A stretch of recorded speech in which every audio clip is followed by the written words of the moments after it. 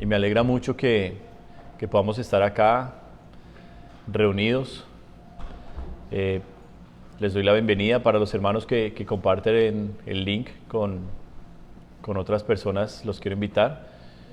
Y si alguien puede decirme cómo se encuentra el sonido, si se está escuchando bien, se los voy a agradecer también. ¿Está bajito el sonido? Aquí en el santuario está bajito el sonido. ¿No?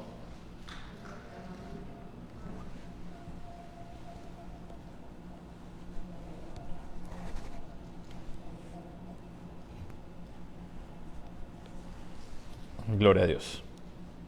¿Ahí está mejor? ¿Está mejor el sonido? ¿Se escucha? Bueno. Muy contento de poder tener este tiempo lindo de alabanza, de adoración, todos juntos. Y qué bello. A mí me gusta poner los videos del pastor Antonio o de la iglesia también, porque hemos puesto videos de la iglesia en la adoración, porque pues no tengo que preocuparme de estar poniendo una canción o cambiarla o nada, sino simplemente nos podemos meter todos juntos a adorar a Dios y ya. Y ese cuenta como a lo que lo lleva a uno el Señor es a buscar la presencia y a no rendirse. Amén. A no rendirse. Y hay oposición, claro que hay oposición. Y la carne no quiere. Y vienen las distracciones y vienen los pensamientos y las cosas. Pero nosotros comenzamos realmente con el corazón a desear y a desear. Y cantamos lo que estamos escuchando, lo cantamos con convicción, con fuerza, y eso va rompiendo toda la oposición, toda la opresión, y cuando menos nos imaginamos ya estamos en la presencia de Dios, adorándolo. Amén. Y esa es la idea, eso es lo que Dios quiere que nosotros hagamos, que le adoremos de corazón, que le adoremos con todo nuestro ser. Amén. Vamos a abrir la Biblia, por favor. Abramos la Biblia, por favor, en el libro de los Hechos de los Apóstoles.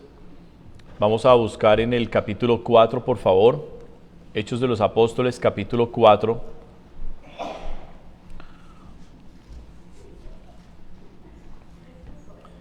Y vamos a leer versículo 29 al 31.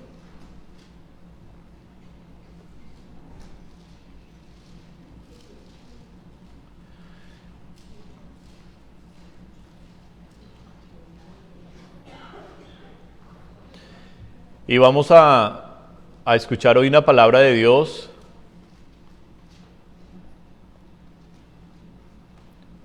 El título de mi mensaje el día de hoy es Aún no es el fin. Aún no es el fin, es el título de este mensaje. Y vamos entonces a leer esta palabra. Dice Hechos de los Apóstoles, capítulo 4, versículo 28. Versículo 29, perdón. Y ahora, Señor, mira sus amenazas y concede a tus siervos que con todo denuedo hablen tu palabra, mientras extiendes tu mano para que se hagan sanidades y señales y prodigios mediante el nombre de tu santo Hijo Jesús. Cuando hubieren orado, el lugar en que estaban congregados tembló, y todos fueron llenos del Espíritu Santo y hablaban con denuedo la palabra de Dios. Te damos honra y honor en esta mañana, en esta tarde ya, Padre Celestial. Señor Dios Todopoderoso, tú creaste el cielo y la tierra, los mares y todo lo que en ellos hay, el vasto universo, Señor, que nosotros apenas estamos tratando de medio, Señor, empezar a explorar ese vasto universo, Señor, esa inmensidad, eso que es inimaginable, Señor, en el pensamiento humano no cabe, Señor, lo profundo que es el universo. Todo eso lo hiciste tú, y tu palabra dice que los cielos cuentan la gloria de Dios y el firmamento anuncia la obra de sus manos. así como es de grande, de profundo, Señor, de increíble, de poderoso el universo. Y eso es apenas, Señor, obra de tu mano. Cuán poderoso eres tú, Dios. Cuán poderoso eres tú. Cuán grande, cuán inigualable, Señor. ¿Quién puede decir, yo conocí la mente del Señor o yo le puedo aconsejar? Solo somos hombres, Dios. Solamente hombres. Y todos, Señor, aquí nos humillamos y nos rendimos ante un Dios tan impresionante, tan grande, tan incomparable. Hoy te rogamos una cosa, Dios, y es que hables tú. Habla tú, Señor. Toma mi vida, yo me dispongo para que tú me uses para tu honra y gloria. No busco seguidores, no busco aplausos, no busco fama ni fortuna, Señor. Lo único que deseo, Dios, es ser un instrumento útil en tus manos. Úsame con poder, Espíritu Santo, y que fluya, Señor, tu palabra con amor, con claridad, con verdad. Y usa este mensaje, Señor, para romper los corazones de piedra, para traer, Señor, arrepentimiento y convicción, Señor, no solamente del pecado, sino de la justicia de Dios y del juicio. En el nombre de Jesús de Nazaret nosotros oramos. Te damos honra y honor, Señor. Amén. Y amén. Lucas está escribiendo esta narración. El libro de Hechos de los Apóstoles es un libro narrativo en el cual se describe lo que fueron los primeros años de la iglesia de Jesucristo, la iglesia que Jesús formó con sus apóstoles. Y todo eso quedó registrado en este libro maravilloso de Hechos de los Apóstoles. Fue Lucas, el médico amado, quien escribió el Evangelio y escribió también este libro. Y aquí vemos lo que están orando los apóstoles en momentos donde ya han pasado por la cárcel. Pedro y Juan ya han pasado por la cárcel. Ya ellos han sido golpeados, han sido castigados de parte del Sanedrín, que había mandado crucificar a Jesús de Nazaret, y que ahora eran conscientes de la resurrección de Jesús, a pesar de que lo negaban. Sabían que Jesús había resucitado, nunca encontraron el cuerpo, y se enfrentan ahora, ese consejo de ancianos judíos, se enfrentan ahora a un poder que no pueden ellos detener, porque pensaban que en la muerte de Jesús iba a estar la dispersión de las ovejas. Iban a aplicar el principio hiere al pastor y las ovejas serán dispersadas. Sin embargo, Jesús al resucitar envía a su Espíritu, y el Espíritu transforma la vida de estos hombres y mujeres. Y ahora ellos reconocen que ellos habían estado con Jesús porque hablan como Jesús, y el poder que tenía Jesús ahora lo tienen ellos. No pueden negar los milagros que están sucediendo. El Sanedrín no puede negar los milagros que están sucediendo. Y amenazan, pero estos hombres no los puede detener nadie. Se enfrentan, simplemente son simples pescadores, gente ordinaria, y se enfrentan a un consejo de hombres conocedores de la Biblia, de las tradiciones, de hombres de poder y de autoridad allá en Jerusalén en estos tiempos. Y ellos les dicen, no tememos a sus amenazas. Ustedes van a decir qué conviene más, si obedecer a Dios o obedecer a los hombres. Y esta gente está impregnando de este espíritu, de esta fuerza, de este poder, de esta valentía, está impregnando a más y más y más judíos, y no pueden detener un movimiento que ya para este momento en que se está haciendo esta oración en el versículo 4, ya para este momento el movimiento de los que siguen a Jesús, de los que siguen a los apóstoles de Jesús, ya se cuenta no por cientos, sino por miles. Ya hay miles de seguidores para este momento. En apenas unas pocas semanas de la muerte y resurrección de Jesucristo, en apenas unas pocas semanas ya sus seguidores se cuentan por miles. Y no les valen las amenazas, No les vale que los están persiguiendo, que los golpean. Nada los logra detener. Y aquí en esta oración están reflejando algo que hoy está impactando este mundo entero, y que creo yo, en mi criterio muy personal, creo que Dios ha permitido esto que estamos viendo nosotros con Rusia y con Ucrania. Creo que Dios lo ha permitido para lanzarle un mensaje a la iglesia cristiana. Un mensaje de despertar, de tomar identidad, de tomar unidad y de venir a las armas. Pero a las armas espirituales, como lo diría el apóstol Pablo. Allá en 2 de Corintios, en el capítulo 10, Pablo dice que las armas de nuestra milicia no son carnales, sino poderosas en Dios. Y Dios nos está dando a nosotros esa oportunidad.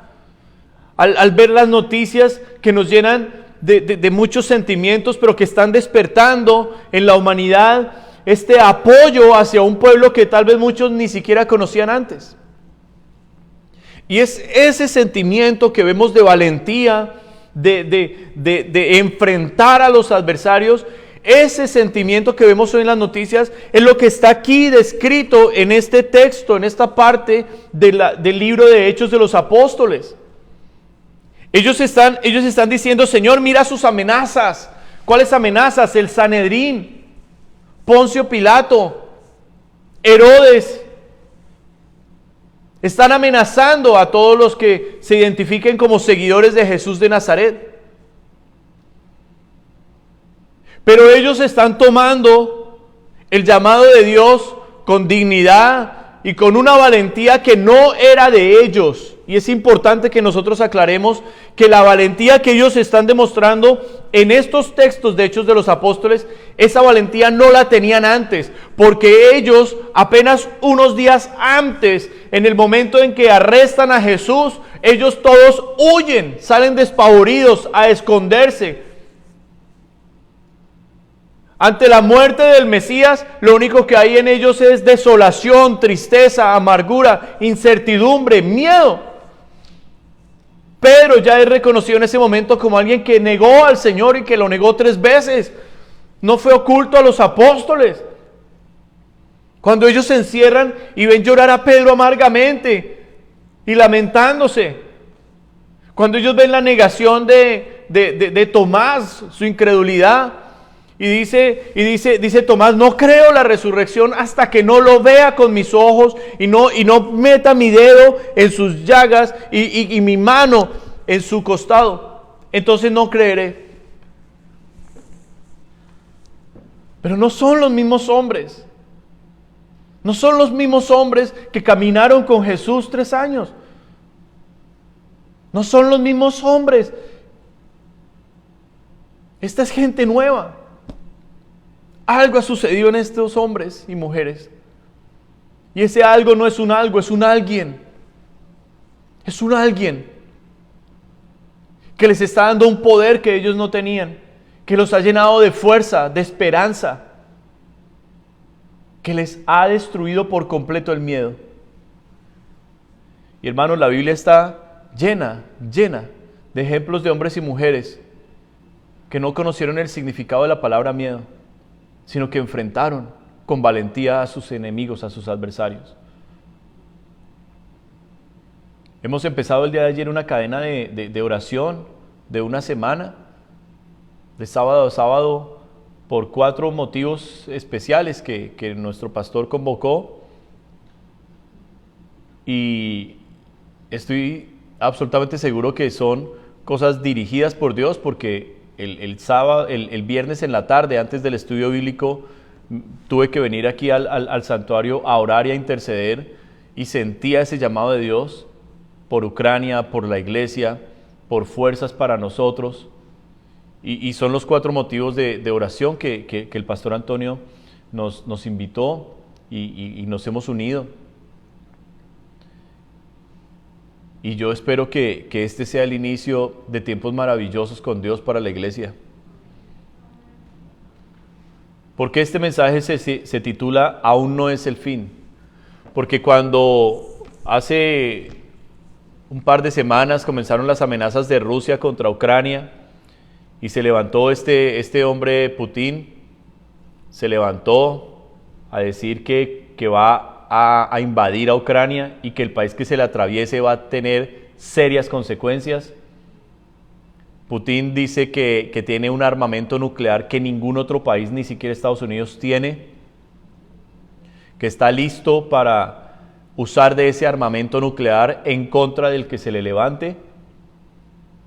Y parece un gigante este hombre y un imperio muy poderoso. Y claro, los estudiosos bíblicos comienzan a hacer sus análisis y a decir, wow, ahí está el cumplimiento de Ezequiel, capítulo 38, capítulo 39.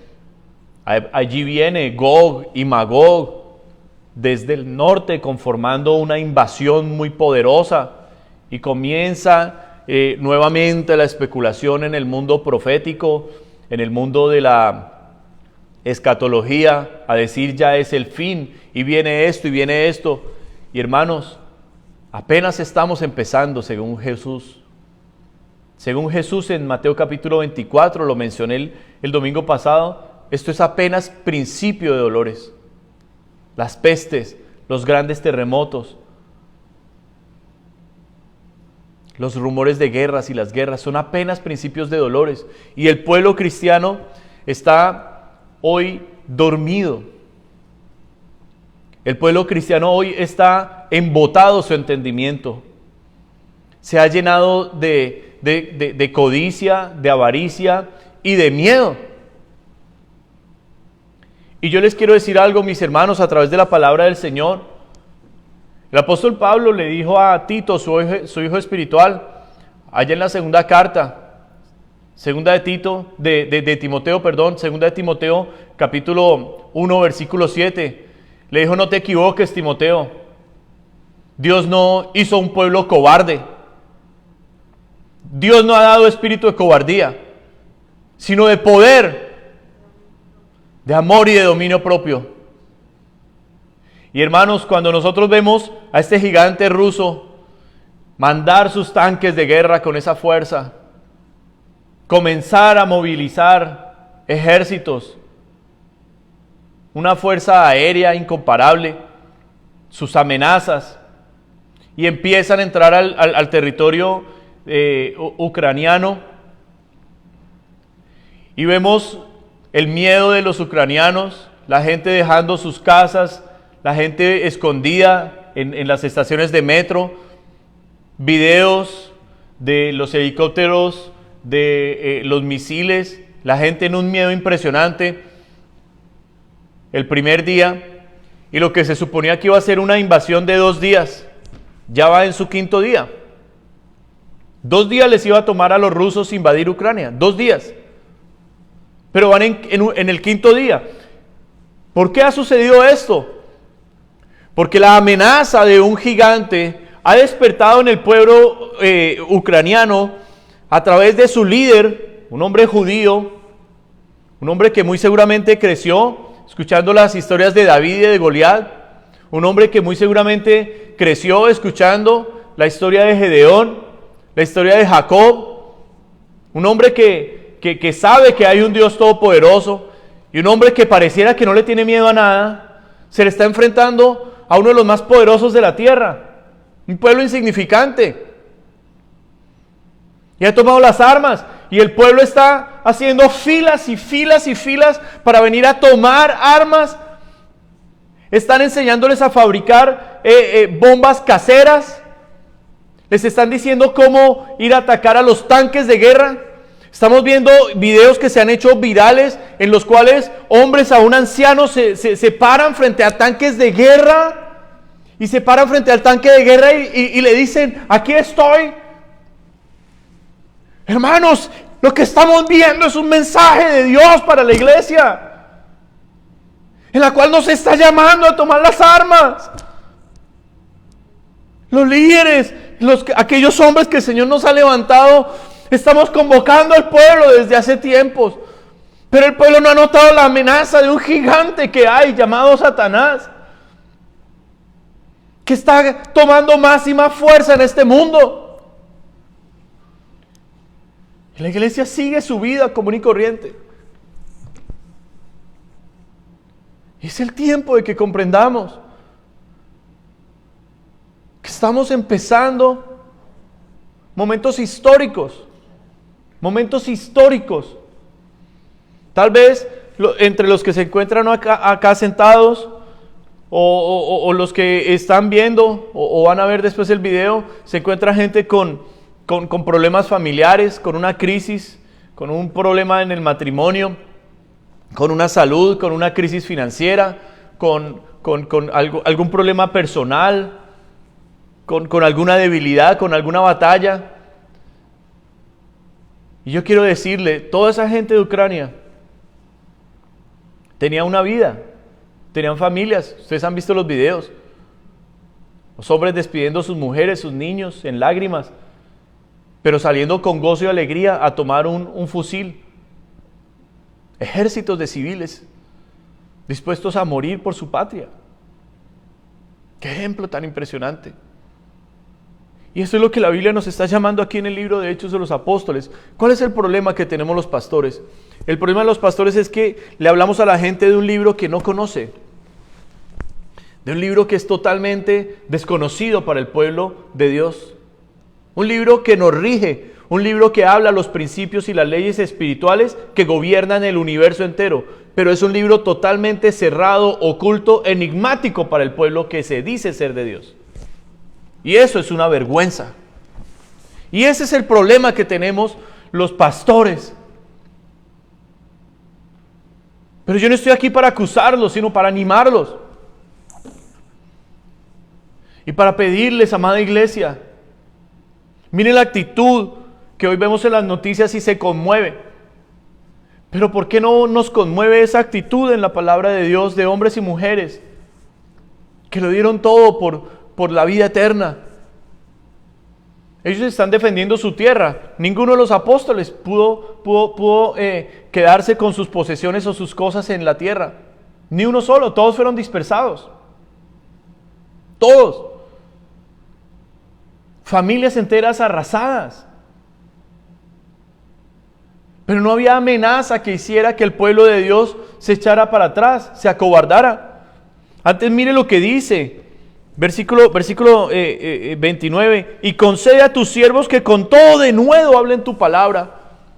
¿Qué es el denuedo? El denuedo es esa fuerza que da el Espíritu de Dios, una fuerza que mezcla lo que Pablo le dice a Timoteo: poder, amor y dominio propio. Ese es el denuedo, y es algo que necesitamos para poder avanzar en lo que Dios nos ha llamado a hacer. Predicar el Evangelio, mis hermanos, ganar almas.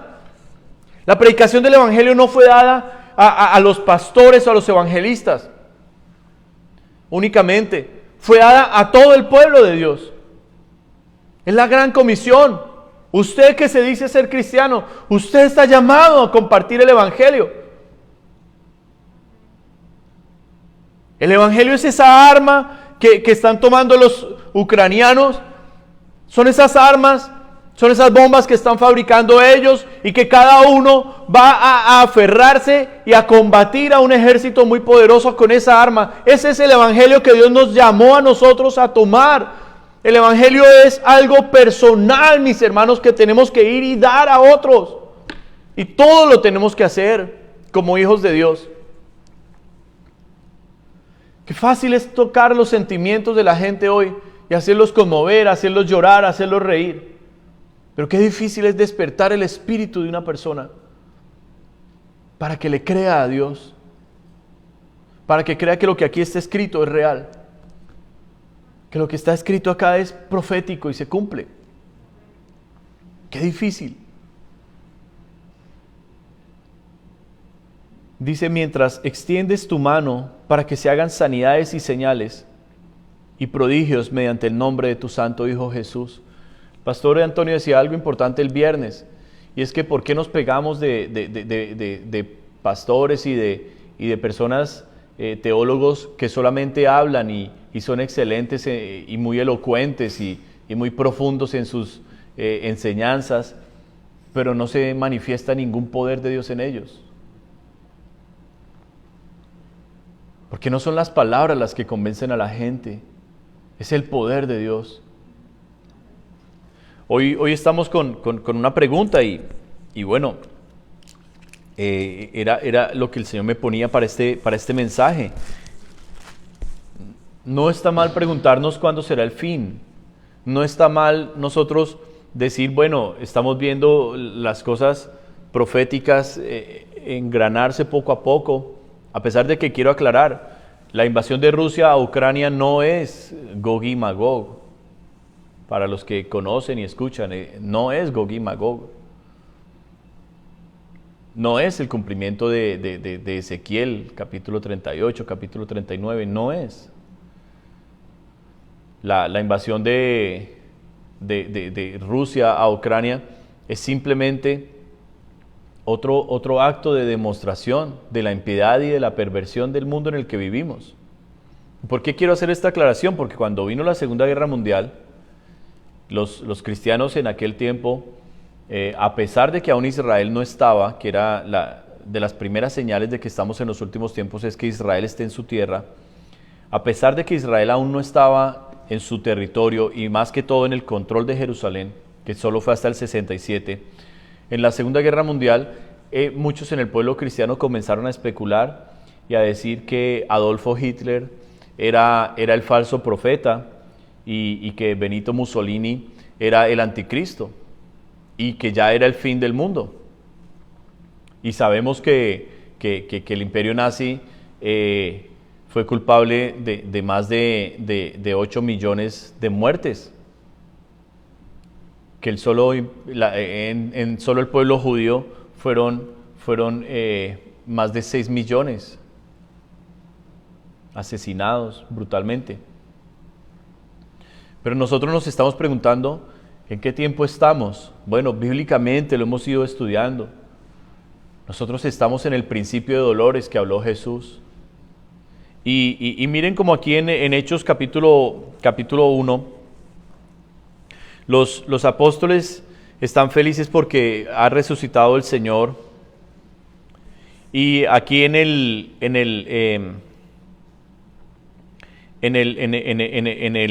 versículo 6, después de que el Señor les dice, no pueden salir de Jerusalén hasta que no hayan recibido la promesa del Padre, el Espíritu Santo. Aquí en el versículo 6, ellos le preguntan al Señor y le dicen, entonces los que se habían reunido le preguntaron diciendo, Señor, ¿restaurarás el reino a Israel en este tiempo? Ellos al igual que nosotros, pensaban que estaban en el último tiempo, pensaban que ya era el fin del mundo, porque si Jesús, siendo Mesías y resucitado, porque una cosa era Jesús muerto, pero otra cosa es Jesús resucitado. Jesús en vida hizo milagros y demostró el poder de Dios con señales y maravillas que nadie pudo negar. Sin embargo, Jesús muerto era supuestamente la victoria y de todo lo que era el imperio religioso, y era la derrota del pueblo judío porque su Mesías había muerto. Pero Jesús resucitado era aquel Mesías que había de venir, y los apóstoles dicen, si ya lo mataron y resucitó, Él no puede volver a morir jamás. Llegó el tiempo de que Israel tome el control de toda la tierra, como Dios lo había prometido en profetas como Isaías, como Ezequiel. Y le hacen esta pregunta al Señor, y le dicen, bueno Señor, ¿este es el tiempo de Israel? ¿Este es el tiempo de Israel, Señor? ¿Este es el tiempo de restaurar y que el reino de Dios venga y se establezca ya el reinado para siempre con nuestro Dios acá en la tierra? Y Jesús le dice algo que ha sido una respuesta que no solamente fue para ellos, sino para todas las generaciones, y que también aplica hoy a nosotros, a esta generación de hoy. Y el Señor dice en el versículo 7, no os toca a vosotros saber los tiempos o las sazones que el Padre ha puesto en su sola potestad. ¿Y por qué estoy mencionando esto? Porque ustedes y yo, mis hermanos, con guerra o sin guerra, a pesar de que estos rumores y como como se dieron las cosas la semana pasada, sonaba, había como un tufillo de Tercera Guerra Mundial y todavía está el peligro allí. Tal vez Estados Unidos y en la debilidad de su presidente no quiso pronunciarse inmediato y extender una fuerza bélica, o sea, en armas, sino más bien sanciones y cosas, porque Estados Unidos y el mundo sabe que cuando ellos se presenten allí militarmente va a dar inicio a la Tercera Guerra Mundial. Va a dar inicio. Y en la debilidad de su gobernante, pues, se hace fuerte Rusia, pero no se esperaba esto y no sabemos qué desenlace vaya a tener lo que estamos pasando ahorita. Pero no es el fin del mundo, no lo es, no lo es. Esta puede ser una guerra y rumores de la tercera guerra, pero no quiere decir que ya sea. Y ustedes y yo vamos a continuar con vidas, vamos a continuar con una familia que alimentar, con un trabajo que hacer, vamos a continuar con batallas, con pecados que aún podemos tener, batallas en nuestro carácter. Y en medio de esto decimos, Señor, ¿será que ya es el fin? Porque, iglesia, si nosotros tuviéramos la certeza de que el mundo terminaría en 10 años, lo que pasaría muy seguramente es que gran parte de la iglesia cristiana, gran parte de la iglesia cristiana, se dedicaría a vivir 9 años y 11 meses, disfrutando de las bendiciones y de su propia vida. Comiendo y bebiendo, como el Señor Jesús dijo, casándose y dándose en casamiento. Y el último mes pondría una alarma diciendo, estos son los últimos 30 días, ahora sí me voy a santificar y ahora sí voy a predicar y ahora sí voy a servirle a Dios. Los últimos 30 días. De pronto exagero, algunos lo harían la última semana y muy seguramente muchos lo harían el último día.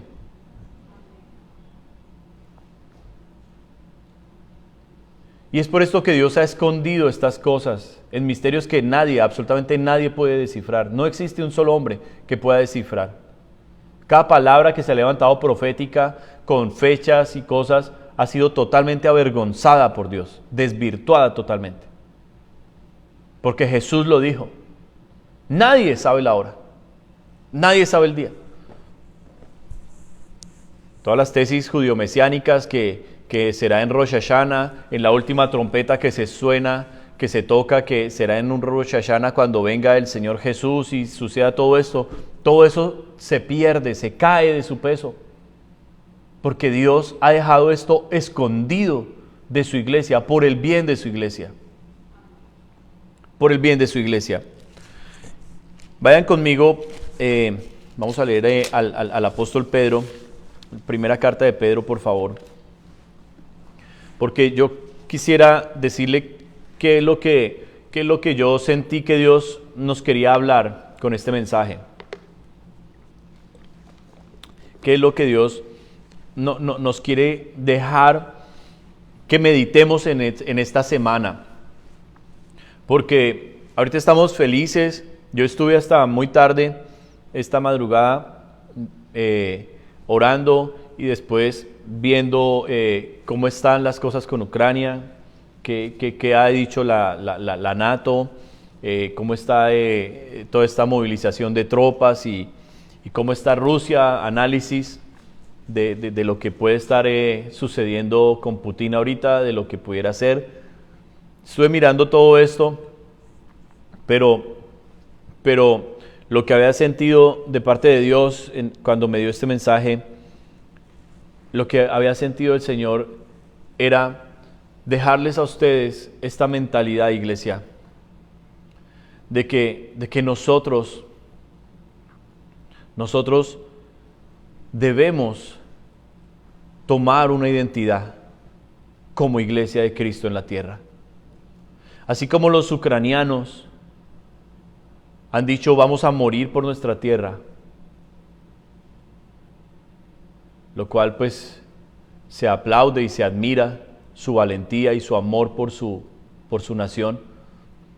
Los cristianos necesitamos nosotros los cristianos tomar esta identidad en Cristo y decir, vamos a dar nuestra vida por el Evangelio.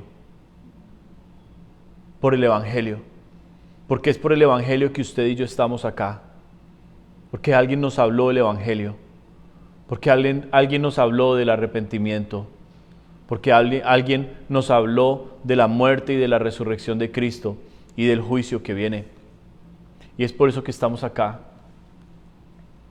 Y son tiempos como nunca de que la iglesia cristiana se levante en oración, se levante en búsqueda. No sé cuántos pueden decir amén. Primera de Pedro, capítulo 4, versículo 12, dice el apóstol Pedro: amados, no os sorprendáis del fuego de prueba que os ha sobrevenido, como si alguna cosa extraña os aconteciese.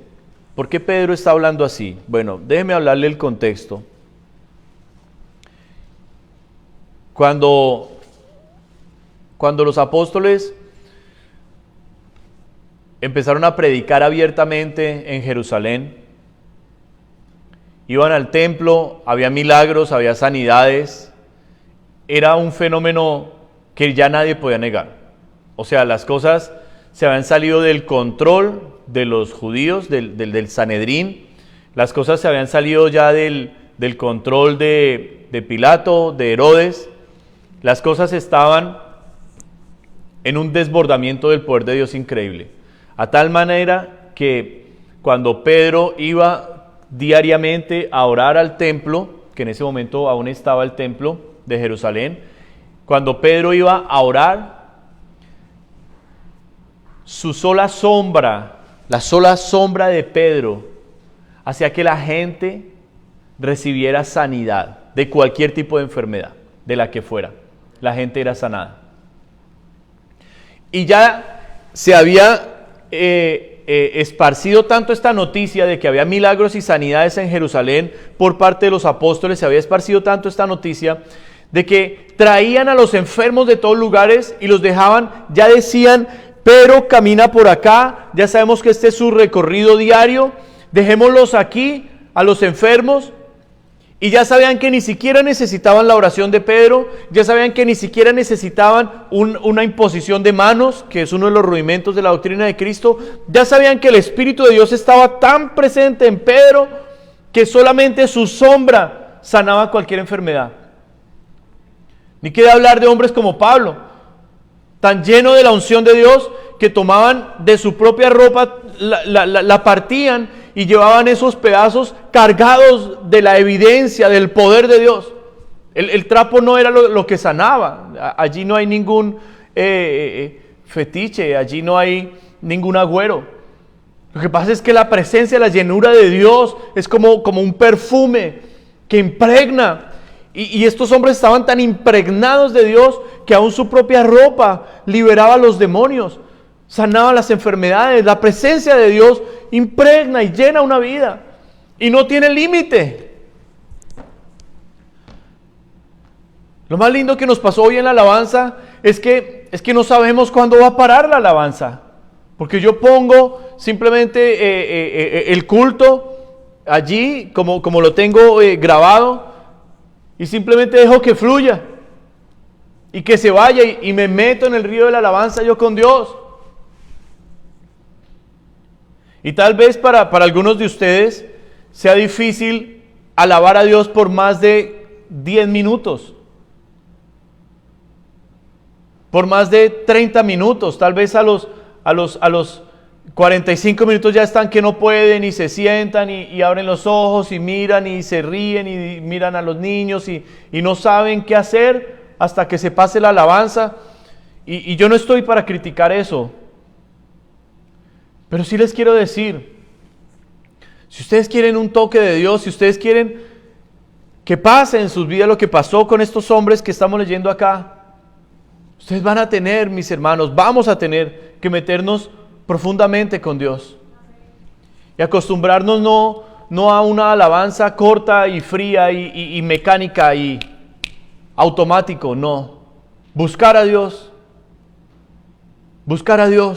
de corazón y seguir con intensidad, venciendo los pensamientos, venciendo las distracciones y teniendo esta necesidad en el corazón de decir, si yo no hoy tengo un toque de mi Dios, si hoy yo no recibo una llenura de Él, yo sé que no voy a poder seguir adelante esta semana.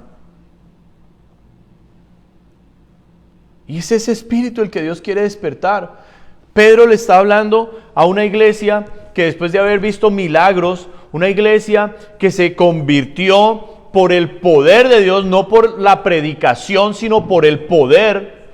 Y a esa iglesia que ahora ha venido la diáspora judía, porque el imperio romano se ha levantado y los romanos han destruido, han desolado a Jerusalén, han acabado con el templo, han acabado con la muralla, han matado miles y cientos de miles de judíos. Y el resto de los judíos han escapado, cristianos, judíos, han huido por las naciones. Y es a ese grupo de personas a los cuales Pedro les está hablando. Están siendo perseguidos, pero ya no solo por el Sanedrín o por Herodes, sino que ahora están siendo perseguidos por Roma en todas las naciones. Y a esa gente Pedro les está diciendo, amados, no os sorprendáis del fuego de prueba que os ha sobrevenido, como si alguna cosa extraña os aconteciese. O sea, Pedro, si pudiera yo hacer una referencia, una concordancia, la colocaría con Juan 16:33, donde Jesús les dice estas cosas a sus discípulos, a sus 12, los coge y les dice, estas cosas les he hablado para que en mí tengáis paz. En el mundo tendréis aflicción, pero confiad, yo he vencido al mundo. Jesús les estaba anunciando, el mundo los va a odiar, el mundo los va a aborrecer, porque a mí me ha odiado, a mí me ha aborrecido el mundo. Y Jesús le estaba orando al Padre por sus discípulos en Juan 17 y les estaba diciendo, no te pido que los saques del mundo, no te pido que los quites del mundo, te pido que los guardes. ¿Y qué está pidiendo Jesús que guarde el Padre de sus discípulos? ¿Sus bienes? ¿Sus familias? No, sus corazones. Que la palabra nos dice muy claro en el libro de Proverbios, capítulo 4, versículo 23, dice, sobre toda cosa guardada, guarda tu corazón, porque de él mana la vida. Y es allí donde yo le quiero hacer hoy una pregunta a usted, mi hermano y mi hermana. ¿Dónde está su corazón hoy? ¿Sabe dónde está el corazón de los ucranianos? No está con su familia, no está con sus bienes. El corazón de los ucranianos está con su tierra, están totalmente comprometidos a dar su vida por su país y se sienten orgullosos y felices de eso, lo cual es admirable. Es admirable. Eso está generando una identidad impresionante en esa nación y un impacto para todo el mundo. Millones y millones estamos observando eso y diciendo, wow, qué ejemplo de valentía. Iglesia, ¿ustedes no creen que si nosotros nos levantamos, cuántos estamos acá? Un pequeño remanente. ¿Pero cuántos apóstoles habían? ¿800? ¿10.500? No, eran 11. Eran 11 con el suicidio de Judas. 11 hombres. 11 hombres que por miedo salieron corriendo a esconderse cuando les mataron a su maestro. Esos 11 hombres que sabían los principios y le pidieron a Dios para nombrar ese 12 que fue Matías, en la posición que Judas había ocupado antes y que había perdido. Esos 12 ahora se dedicaron sosegadamente a la oración, a esperar. Y a esos 12 se les unieron las mujeres y se les unieron otros que habían escuchado y que habían creído en el Señor y conformaron un grupo de 120. Y les quiero decir, con esos 120 el mundo no pudo. Y fue tan poderoso lo que hizo Dios con esos 120, que hoy, después de 2000 años, estamos aquí por esos 120. Por esos 120, hoy usted y yo estamos acá, creyendo en estos libros, en estas cartas escritos por uno de ellos, por el testimonio de ellos. Y Dios ha levantado remanentes a lo largo de toda la historia, hermanos. Y cuando yo hablo de remanente, no hablo de miles y de cientos y de millones, no. Pequeños grupos de personas, así como nosotros somos hoy, pero que estaban de acuerdo, una mente, un alma, un corazón, todo dispuesto por Dios para glorificar a Dios. Por eso los pastores no tememos cuando Dios sacude la iglesia. Mire lo que dice el versículo 17, porque es tiempo de que el juicio comience por la casa de Dios. Y si primero comienza por nosotros, ¿cuál será el fin de aquellos que no obedecen al evangelio? Los pastores no tememos cuando Dios sacude una iglesia y la gente se va, porque los secos frutos, hermanos, no deben estar entre el pueblo de Dios. Las ramas secas hay que desgajarlas del árbol antes de que sequen todo el árbol. Y yo le pregunto hoy, esta mañana, ¿dónde está su corazón, mi hermano? ¿Dónde está? ¿Usted es consciente de que Dios lo ha llamado a tomar las armas espirituales? ¿Usted es consciente que usted necesita fortalecer su relación con Dios? Estamos orando. Uno de los motivos de la cadena de intercesión es que Dios rompa la tibieza espiritual en la cual la iglesia cristiana cayó. Algunos se quedaron en casa, mis hermanos, viendo el servicio acostados, bostezando, con paquete de papas fritas en la cama, mientras los demás están adorando a Dios. La iglesia cristiana se acostumbró a depender de un grupo de 4 o 5 músicos, que la mayoría, si no casi todos, están en pecado. Pero se acostumbró a depender de eso, de una guitarra, de un piano, de una batería, para alabar a Dios. Sin saber que esos que están parados en el altar, la gran mayoría, no aman a Dios, aman el mundo, están en pecado, viven para el mundo y se paran un domingo sin haber orado, sin haber buscado la presencia de Dios toda una semana. Y la gente se acostumbró a depender de carnales de esos en los altares. Cuando la Biblia me llama a una adoración en espíritu, en verdad, cuando la Biblia me llama a una relación directa con mi Señor, en donde yo le ofrezca a Dios lo mejor. La gente se acostumbró a que únicamente en el templo, en el edificio, tienen que sentir la presencia de Dios. La gente se acostumbró a que si no hay grupo o cadena de oración, no puede orar a solas, no puede interceder a solas. Y yo digo, ¿a dónde se fue el Espíritu Santo de la iglesia? ¿A dónde se fue?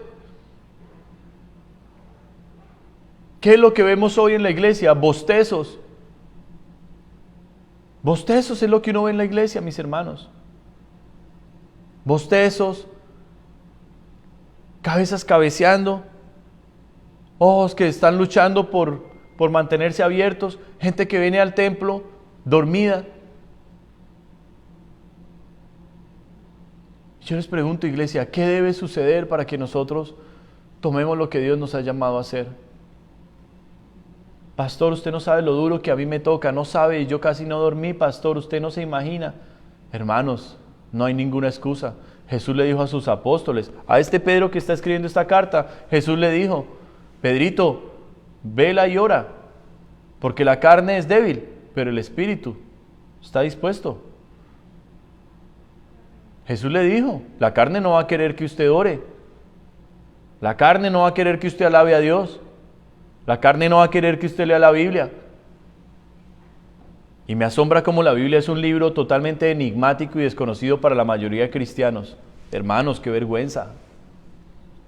¿Qué vergüenza es esa? ¿Qué clase de cristianismo se está viendo hoy sobre la tierra? Miren el ejemplo de este presidente ucraniano. Lo está siguiendo su nación entera. Sus hombres, sus ministros, se quitaron sus corbatas y ahora están con chalecos antibalas, algunos con cascos y todos con un fusil. El pueblo está siguiendo ese mismo ejemplo. ¿Por qué en lo natural se puede vivir esto y en lo espiritual cuesta tanto? La iglesia debe seguir el ejemplo de sus pastores y de sus líderes, de comprometerse con Dios, de vivir solo para el Señor. ¿Cuántos dicen amén? La iglesia debe preocuparse por estas cosas. Pedro le está escribiendo a ese pueblo y le está diciendo que no les debe sorprender ninguna prueba que haya venido por ser cristianos. Las pruebas de ellos no son porque hicieron malos negocios o porque son corruptos o no. Las pruebas de ellos son por predicar el evangelio, por identificarse como cristianos. Por eso son las pruebas que les han venido a ellos. ¿Y qué pruebas? Bueno, que están perdiendo sus casas, pierden las propiedades, cogen familia de ellos, cogen familiares de ellos y los encarcelan. Los encarcelan. Entonces, mis hermanos, qué bonito que a nosotros nos pueda quedar esto hoy grabado en el corazón, a lo que Dios nos está llamando. Si usted no se unió en la cadena de oración ayer, no está tarde, hoy lo puede hacer. Usted puede escoger la hora del día, la que usted quiera. Pero yo le quiero decir algo, cuando uno se mete a interceder por estas cosas, una hora no es necesaria, no es suficiente, perdón. No alcanza uno a pedirle a Dios por todas estas cosas en una hora. Le estamos pidiendo a Dios por nuestros países. Y específicamente aquí en Canadá estamos pidiendo por 3 países. Estamos pidiendo por Colombia, estamos pidiendo por Canadá, donde vivimos, y estamos pidiendo por Honduras. Que yo tomé la petición que hizo una de nuestras hermanas de Honduras y dije amén, voy a unirme a la petición de ella porque Honduras también está pasando un juicio de Dios. Así es que, mis hermanos, tomemos esta invitación del Señor. Vengamos con la mentalidad de lo que realmente hemos sido llamados a hacer. Vayan conmigo por favor a 2 de Corintios capítulo 1. ¿Alguno está cansado? ¿Alguno está ya que se duerme, que dice ya no puedo más, pastor? Estoy rendido.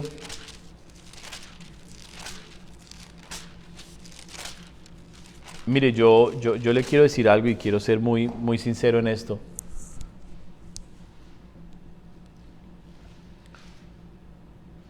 Mucha gente hoy en los templos y en las iglesias cristianas no es salva. Muchísima gente no es salva. Muchísima gente. Un día se bautizó, va a la iglesia, da diezmos. Ahí dice que ahí va luchando y que va tratando, pero su corazón sigue siendo para su familia, sigue siendo para la codicia, sigue siendo para las cosas de este mundo. Su corazón no está aún rendido a Dios, no es su amor ni su anhelo. ¿Por qué le quiero decir eso? Porque cuando una persona se convierte de corazón a Dios, el Espíritu Santo hace una obra y es que el Espíritu Santo le da sed y hambre de Dios. ¿Cuántos pueden decir amén? ¿Cuántos han sufrido de eso, de esa sed y esa hambre de Dios? Y uno dice, yo necesito estar con Dios, necesito orar. La iglesia para mí no es una carga, no es algo que, ay, me toca, no. Es un deleite, hay una expectativa en la cual uno dice, yo voy a ir y yo sé que hoy Dios me va a tocar. ¿Cuántos están pensando que hoy es un domingo más? Pero ¿cuántos están pensando, hoy pudiera ser el último culto nuestro? ¿Hoy pudiera ser el último servicio en este lugar? ¿Sí? Sí, claro, hoy pudiera ser el último servicio en este lugar. Hoy pudiera ser el último culto en alguno de nosotros si Dios nos quisiera llamar. Por eso el afán de que si ya viene el fin del mundo, de que si el anticristo es ese señor Putin, lo cual no tiene ningún sentido, de que si todas estas cosas son porque ya se va a acabar el mundo, eso no es una preocupación de un verdadero creyente, porque hermanos, pudiera pasar otra generación más. Y nosotros que hemos predicado el Señor viene y el Señor viene, pudiéramos darle la antorcha a la siguiente generación y partir con el Señor. Y ser esa la última generación que vea la venida de Jesús. Pudiera pasar. Pudiera pasar. Porque llevamos aproximadamente 100 años de esta historia reciente en los cuales la iglesia cristiana ha dicho, ya viene el Señor, y ya viene el Señor, y ya viene el Señor, y generaciones enteras estaban seguros que ellos verían la venida de Cristo. Y no lo digo en un sentido de crítica, lo digo porque ha habido esta expectativa que le voy a leer aquí en 2 de Corintios, capítulo 1, versículo 9. Dice Pablo, pero tuvimos en nosotros mismos sentencia de muerte, para que no nos confiásemos en nosotros mismos, sino en Dios que resucita a los muertos. O sea, esta expectativa de Pedro, de Pablo, de Juan, de Felipe, de Nicolás, de los diáconos, estoy mencionando apóstoles, diáconos, iglesia primitiva, la expectativa que hubo en un Timoteo, en un Tito, en un Filemón, la expectativa que hubo en una Acaya, la expectativa que hubo en hombres y mujeres, hijos espirituales de los apóstoles, de que ya venía el Señor y de que ya venía el Señor, es la expectativa correcta. ¿Por qué? Porque si yo espero que el Señor venga por mí en cualquier momento y llevo sobre mi vida una sentencia de muerte como la de Pablo, yo estoy muerto para este mundo, estoy muerto para el pecado y estoy vivo para Dios. Nadie puede servir a dos señores y hay que escoger a quién le vamos a servir. Y la sentencia de muerte para el cristiano es algo necesario y hace parte de la obediencia a lo que Jesús dijo. Si alguno no quiere ser mi discípulo y no aborrece padre y madre, hermano, hermana, esposo o esposa, hijos, hijas, aún su propia vida, no toma su cruz y me sigue, no puede ser mi discípulo. Y les hablo de esta manera porque es lo que estamos viendo en Ucrania en este momento. Gente dejando todo, su familia, sus hijos, desprendiéndose de sus cosas para ir a tomar un fusil que muy seguramente nunca en su vida han disparado un arma. Que estaba viendo el testimonio de un soldado que dice que únicamente ha disparado un fusil 8 veces. Es todo lo que ha disparado un fusil, 8 veces. Y allá está con un uniforme de soldado en un puente cuidándolo. ¿Y cuántos civiles nunca en su vida han disparado? Nada. Veíamos a los hombres, a las mujeres fabricando bombas Molotov. Hombres ya ancianos. Llegó un hombre cercano a los 70 años allá a enfilarse, a decir, aquí estoy para servir a mi país. Denme un fusil a mí. Hermanos, esa gente lo está haciendo y nos está dando este ejemplo por defender una tierra, lo cual es admirable. Es aplaudible. ¿Y por qué la iglesia cristiana no está tomando estas armas? ¿Por qué la iglesia cristiana no entiende que hay una sentencia de muerte sobre nosotros? De que cada día que pasa es un día en que yo debo estar más lleno de mi Señor, más preparado para Él, más muerto al mundo. El mundo jamás va a saciar.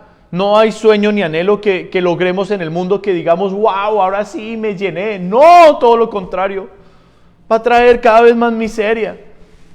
El testimonio de este muchacho reggaetonero que se convirtió hace poco, no recuerdo su nombre, sé que es Carlos Farruko. Bueno, yo la verdad estoy desconectado totalmente de esas cosas, pero me impactó el testimonio de este muchacho. En pleno concierto paró de cantar y dijo, no más esta basura, yo les pido perdón. Yo he escrito canciones horribles que los han llevado al pecado, y les empezó a hablar de Dios y del arrepentimiento. Les predicó el evangelio ahí a los miles que lo fueron a ver. Y toda la gente admirada, pero en un sentido negativo. Decían, ¿cómo se le ocurre? No pagamos para venir a misa, decían. No pagamos para venir a misa, pagamos para que nos cantaran las canciones. Y es impresionante, hermanos, ver un muchacho tatuado totalmente su cuerpo, del cuello hacia abajo, ahora venir a Cristo. Y yo confío en Dios que sea una verdadera conversión y que el muchacho se llene del Espíritu Santo para que pueda avanzar. Porque Dios lo ha hecho con hombres y mujeres famosos. Pero también hemos sido testigos de muchísimos fracasos y realmente siervos de Satanás que se dicen cristianos. Toda esa familia Montaner, ese muchacho Camilo y hijos del diablo, mis hermanos. Hijos verdaderamente del diablo.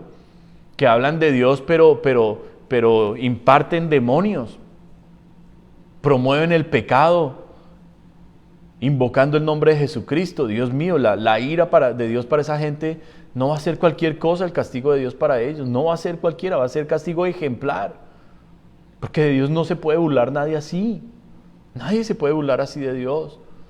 Entonces, un llamado para que nosotros comprendamos, dejemos el afán de que si es el fin del mundo o no.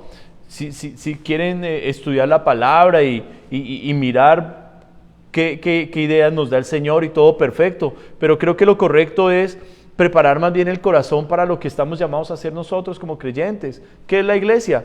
La luz del mundo. ¿Qué es la iglesia? La sal de la tierra. ¿Nos sorprenden estas cosas? No nos sorprenden. Ni nos desaniman ni nos derriban. Yo se los advertí, para Canadá viene un juicio terrible de Dios. Por eso estamos en esta cadena de oración. Dios no se va a quedar quieto con las leyes. Ayer estuve en un congreso nacional de pastores y líderes cristianos en Ottawa, y en este congreso, dentro del panel de expositores, en su mayoría eran abogados, y hubo como una gran conclusión allí, que cada uno de ellos que daba su exposición tuvo como los mismos puntos. ¿Cuáles eran los puntos? The good, the bad and the ugly. Lo bueno, lo malo y lo feo. ¿Qué es lo bueno? Y un mensaje final para redondear, porque sabemos que aquí en Canadá se ha impuesto una ley que pone en peligro la fe cristiana. ¿Qué ha sido bueno que hemos visto en estos años? Que la iglesia cristiana ha seguido predicando la verdad. Hay un remanente de iglesia que no tiene temor del gobierno, de las leyes, que sigue predicando en las calles, como este pastor David Lynn en Toronto, que ha sido arrestado múltiples ocasiones, ha ido a corte en múltiples ocasiones, y Dios lo ha libertado, Dios lo ha sacado. Entonces lo bueno es que sigue siendo un pueblo cristiano con valentía, que predica la palabra sin avergonzarse. Hay un remanente en Canadá predicando el evangelio. ¿Cuántos dan gloria a Dios? Hay un remanente con valentía en Canadá, y eso es lo bueno. Hemos visto en los últimos 10 años decisiones de la Corte a favor de procesos cristianos, en los cuales cristianos fueron demandados, cristianos fueron amenazados, pero la Corte falló a favor de ellos. Entonces eso nos queda como algo bueno, de que no tengamos temor si tenemos que ir a la corte, de que no tengamos temor de predicar como se debe predicar. El pastor Antonio nos dio un claro ejemplo el día viernes. Al homosexual hay que decirle por su nombre, homosexual. ¿Por qué homosexual? Homosexual, le gusta el mismo sexo, lo cual es un pecado en la palabra de Dios. No es para ensañarnos contra los homosexuales, pero cuando lo tengamos que predicar, lo tenemos que hablar como es, un pecado. ¿Qué es lo natural? Que para que haya un ternerito, se tuvo que haber juntado un torito con una vaquita. Si no se juntaron, por lo menos la esperma del toro le fue inseminada a la hembra. Es como naturalmente suceden las cosas en el mundo en el que vivimos. Para que haya un bebé debe haber un varón y una hembra. Y no es pecado definir esto, ni estamos atacando a nadie. El pastor Antonio nos dio un claro ejemplo de esto el viernes. Y en la conferencia ayer lo tocaban.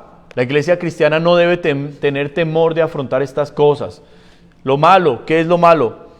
Que cada vez más se está haciendo vergonzoso ser cristiano en Canadá. Y digo vergonzoso en términos de que ya no es un orgullo decir uno soy pastor o soy creyente. No, ahora al cristiano se le ha puesto un label.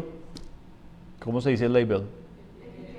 Una etiqueta en la cual ser cristiano significa que somos los que juzgamos, que somos los que nos sentimos superiores a otros espiritualmente. Entonces, eso es lo malo, que cada vez se está ejerciendo más presión contra el cristianismo y que las leyes cada vez están atacando más y más y más al cristianismo.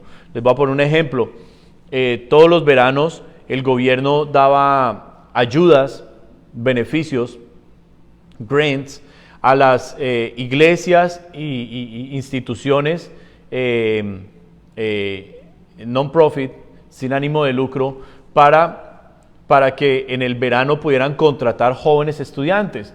Entonces, las iglesias, las organizaciones sin ánimo de lucro, contratábamos jóvenes para un summer camp o para trabajos de verano, y el gobierno los pagaba con esos auxilios. Había que llenar una aplicación. ¿Qué sucedió? Que en el 2019, este gobierno en el que estamos, uno de los peores gobiernos que ha tenido Canadá es el de Justin Trudeau, uno de los peores gobiernos en todos los aspectos, pero en el moral, en el aspecto moral, este ha sido uno de los peores gobiernos. Y en el 2019, las aplicaciones que hacían las iglesias y las compañías sin ánimo de lucro para tener estos grants, para poder pagar a los empleados jóvenes en el verano, las aplicaciones no las aceptaron. Entonces muchas iglesias se sorprendieron, tuvieron que cancelar sus programas de summer camp y todo, y dijeron, pero ¿por qué nos cancelaron? Resulta que cuando entraron a mirar, metieron una nueva norma, y la nueva norma era que solo le daban el auxilio del gobierno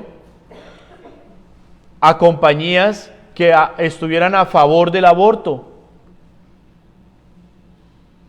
Entonces, una universidad cristiana en Toronto demandó al gobierno por esto, hubo una disputa y realmente al final la disputa la ganó la universidad, pero fue un proceso tedioso, porque ya no solo se necesita que la entidad sea que apoya el aborto, sino ahora que sea una entidad que promueve la libertad de género. O sea, descabezaron completamente a las iglesias y a las organizaciones cristianas. No solo eso, están amenazando tanto iglesias como entidades cristianas sin ánimo de lucro de desaparecer su estatus de charity, de caridad, si no se promueven estas cosas. O sea, nos están ya amenazando en la parte legal. Eso es lo malo de la situación en la que estamos hoy. Es importante que la iglesia cristiana lo entienda. ¿Y qué es lo feo de toda esta historia? Porque quiero ya resumir para orar. ¿Qué es lo feo de toda esta historia? Que contaba uno de los abogados que en esta semana, en su iglesia, una persona llamó pidiendo consejería. Entonces le pasaron la llamada a uno de los pastores. Y cuando contestó el teléfono el pastor, esta persona le dijo, es que necesito una consejería, tengo problemas de identidad, no sé definir realmente si soy un hombre o una mujer, y necesito que usted me diga si esto es pecado, si estoy mal, ayúdeme. El pastor, obviamente, cuando uno es un siervo de Dios, uno es advertido por el Señor, y el pastor se dio cuenta de lo que estaba pasando y le dijo, dime tú qué sientes, tú qué crees, has leído la Biblia, sabes lo que la Biblia dice acerca de esto. Y el pastor trató de cortar esa llamada rápidamente, pero al cortar la llamada se reunió y pues el abogado expuso lo que sucedió esta semana. El pastor estaba mal, estaba nervioso, como es natural de nosotros los hombres, porque él dijo, nos están poniendo trampas, nos están buscando cómo aplicarnos esta ley para meternos en la cárcel. Lo bueno, lo malo y lo feo. The good, the bad and the ugly. Estamos en ese tiempo, iglesia.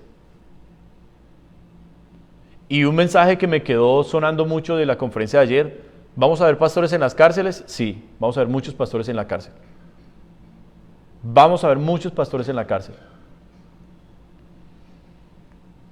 Seguramente por consejerías de estas, sí. Otros por predicar, muy posible. Pero no es el tiempo de acobardarnos. No es el tiempo de decirle, de Isaías 5:20, decirle a lo malo bueno y a lo bueno malo. No, es el tiempo de a lo malo decirle malo. Y a lo bueno, ¿qué es lo que Dios dice? Decirle esto es bueno. ¿Qué es lo bueno? La santidad, el diseño de Dios.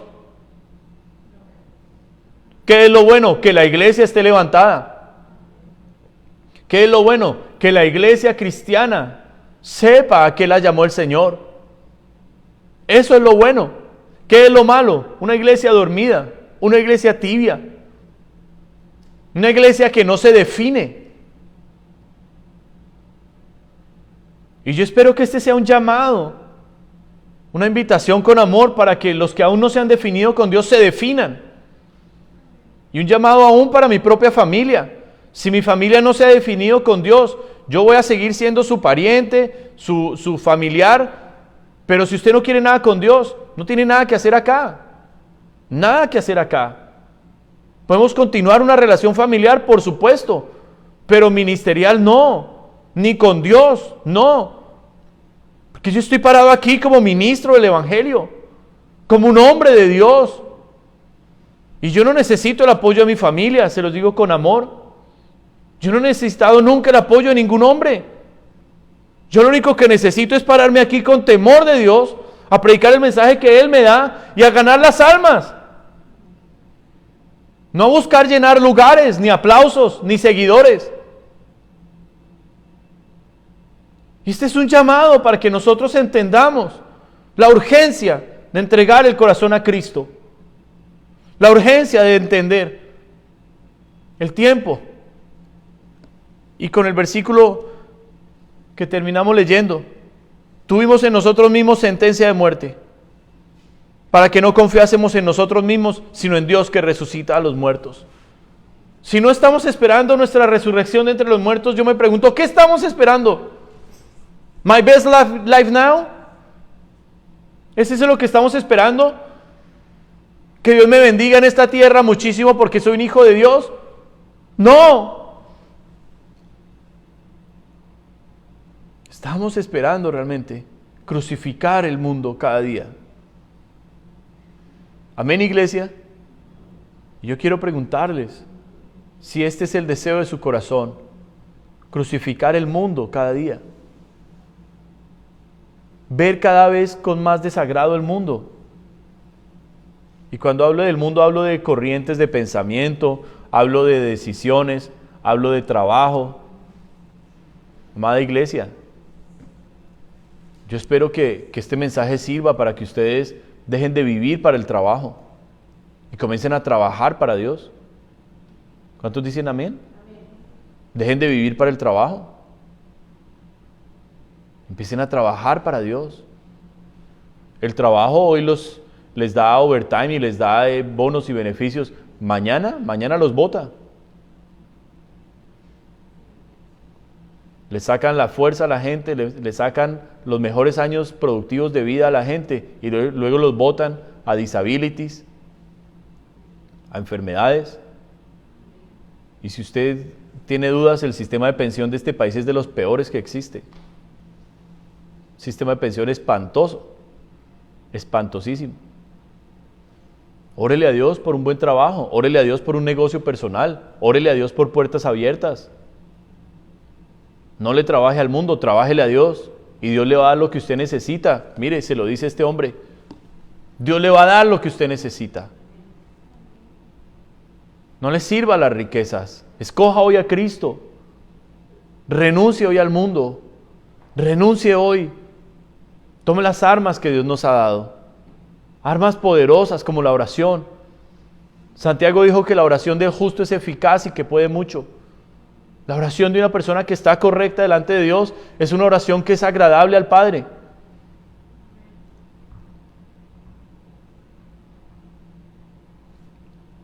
Amada iglesia, vamos a tomar nuestra identidad y lo que Dios tiene para nosotros aquí en Canadá, nosotros lo vamos a hacer.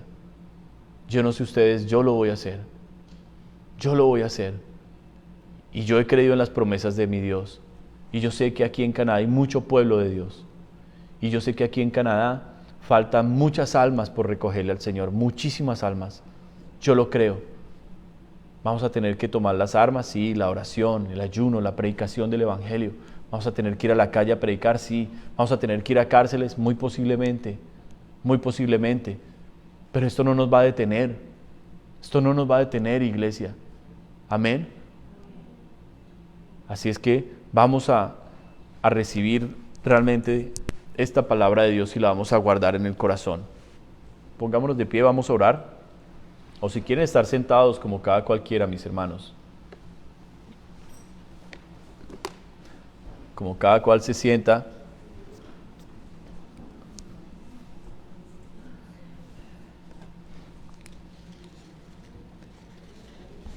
Están con frío en esta mañana. Imagínense esos camioneros que estuvieron allá 25 días en Ottawa a menos 30. Nosotros aquí estamos a 19.5, dice el termómetro. Y esos camioneros que estuvieron allá. Yo he ido a casas donde no sube de 16 la temperatura y me hacen entrar en medias. Yo he entrado a casas así. Si es que no se me queden del frío. Yo estoy aquí en traje de paño y no tengo frío, hermanos, y no tengo nada debajo, mi trajecito de paño y no más. La presencia de Dios, hermanos. Órele al Señor y métase en el fuego del Señor y verá. Oremos, mis hermanos. Bueno, Padre, nosotros nos rendimos delante de ti y te damos honor y gloria, Señor, en el nombre de Jesús. Grande eres, poderoso y santo eres. Y te bendecimos con todo el corazón. Te pedimos que perdones, Señor, nuestros pecados. Perdona, Señor, el estado en que hemos caído, de tibieza espiritual, de acomodamiento, Señor. Nos acostumbramos a no orar, nos acostumbramos a no leer la Biblia, nos acostumbramos a no sacar tiempo a solas contigo a diario. Nos acostumbramos a estas cosas, Dios. Te queremos pedir perdón, Señor, en el nombre de Jesús. Nos rendimos y nos humillamos ante ti. Nos rendimos y nos humillamos. Y te suplicamos, maravilloso Padre, que tú te muevas en medio nuestro. Que tú, Señor, despiertes los corazones. Espíritu Santo, yo no puedo hacerlo, pero yo creo en ti, Señor, creo en tu obra, Espíritu de Dios. Y que, Señor, esto que estamos viendo en el mundo, y sobre todo ese ejemplo que estamos viendo, Señor, allá en Ucrania, en sus líderes, en su gente, nos sirva, Señor, a nosotros, Dios, para tomar las armas que tú nos has dado, armas muy poderosas, a ser parte del ejército tuyo, Señor, porque somos el ejército de Dios y queremos levantarnos y marchar, Señor. Queremos avanzar hacia aquello a lo cual tú nos llamaste, Dios, en el poderoso nombre de Jesús. Padre mío, gracias, te honramos, te damos honor, te damos gloria, porque tú eres un Dios muy bueno. Quita, Señor, toda opresión, todo peso, Señor, del pueblo, toda acusación, toda culpabilidad, en el nombre de Jesús de Nazaret. Y renueva nuestras fuerzas, renueva nuestro entendimiento, Dios. Háblanos y tócanos, Espíritu Santo, y ayúdanos, Señor. Te pido también, Dios mío, en el nombre de Jesús, que recibas nuestras ofrendas, nuestros diezmos, Señor, que son para honrarte, que son para ti, Señor. Recíbelos, Dios. Con mucho amor te los traemos y te los presentamos a ti. Y levantamos todos, Señor, esta petición por nuestro país, por Colombia, por Canadá, por Honduras. Padre, para que tengas misericordia, Señor, para que nos des gobernantes, Señor, justos, rectos, Dios, para que, Señor, no nos envíes juicios que entreguen estas naciones a los destructores, sino que al contrario nos des la oportunidad, Señor, de recibir avivamiento, Dios. Que en vez de derramar la copa de ira que tienes contra las naciones, nos des, Señor, de tu espíritu a beber, para que venga, Señor, un avivamiento poderoso. Te lo pedimos, Señor, en el nombre de Jesucristo. Te amamos, precioso Dios, te exaltamos y quedamos en tus manos, Dios, en el nombre poderoso de Jesús. Atamos todo espíritu de retracción y de venganza y lo enviamos al abismo, Señor. Toda furia de las tinieblas, todo accidente, toda muerte, toda calamidad y desgracia, lo atamos y lo enviamos al abismo. Todo espíritu de enfermedad es atado y enviado al abismo. Y esperamos en ti, Señor. En el nombre de Jesucristo, gracias, Señor, por este tiempo. A ti damos honor y gloria. Amén y amén. Dios les bendiga, mis hermanos.